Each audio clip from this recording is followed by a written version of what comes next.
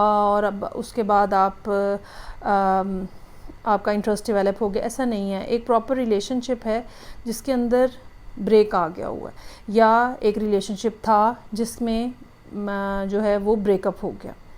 तो चीज़ें जो हैं वो पिछले 6 को महीने पहले कुछ थोड़ा बहुत चलना शुरू हुई थी, स्मूथ होना शुरू हुई थी, लेकिन उसके बाद जो है वो ऐसा लगता है जैसे मार्च अप्रैल से दोबारा मामलात जो हैं वो स्टक हो गए हुए हैं।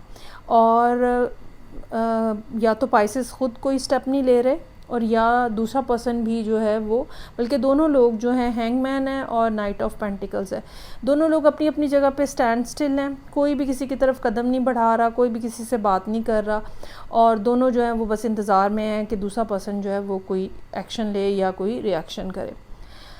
इस टाइम के ऊपर पाइसेस लोग जो हैं उनके जहन में बहुत सारी बातें हो सकती हैं।